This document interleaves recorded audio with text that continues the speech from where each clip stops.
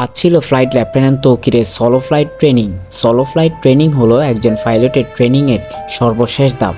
Fighter jet operate করার জন্য একজন পাইলট যে হাই স্কিল্ড সেটি প্রমাণিত হয় সোলো ফ্লাইটের মাধ্যমে। ট্রেনিংয়ের এই পর্যায়ে পাইলটকে নেভিগেটর বা কো পাইলট বা কোনো প্রকার ইনস্ট্রাক্টর ব্যতীত একাই ফ্লাইট অপারেট করতে হয়। ফ্লাইট লেফটেন্যান্ট তৌকির আজ সেই রকমই একটি ফ্লাইট অপারেট করতেছিলেন। যে কোনো প্রকার ট্রেনিং ফ্লাইট সিভিলিয়ান এরিয়া থেকে দূরে হয়ে থাকে, তবে সোলো ফ্লাইট সাধারণত আরবান এরিয়াতে হয়ে থাকে। আর আরবান এরিয়াতে এই ধরনের সেন্সিটিভ ফ্লাইট অপারেট করার জন্য পাইলটকে যথেষ্ট কোয়ালিফাইড হতে হয়। ফ্লাইট লেফটেন্যান্ট তৌকির তেমনই একজন পাইলট।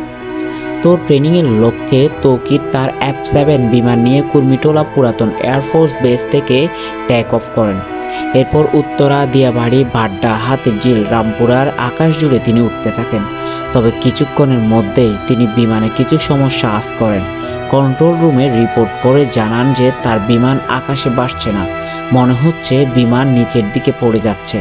কন্ট্রোল রুম থেকে সাথে সাথে ইনস্ট্যান্ট রেসপন্স করে ইজেক্ট করার জন্য জানানো হয়, কিন্তু সংশ্লিষ্ট কর্তৃপক্ষের সাথে এই কথা বলে যতটুকু জানা সম্ভব হয়েছে, ফ্লাইট লেফটেন্যান্ট তৌকির শেষ মুহূর্ত অবধি চেষ্টা করেছেন বিমান বাঁচানোর জন্য।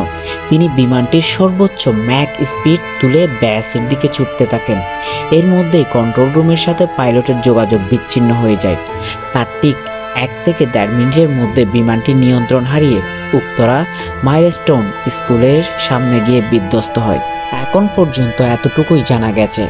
তবে বিমানটি ঠিক কী ধরনের টেকনিক্যাল ফেলিওর জন্য এই ধরনের দুর্ঘটনা ঘটেছে তা কেবল ম্যাসিভ ইনভেস্টিগেশনের মাধ্যমেই জানা সম্ভব।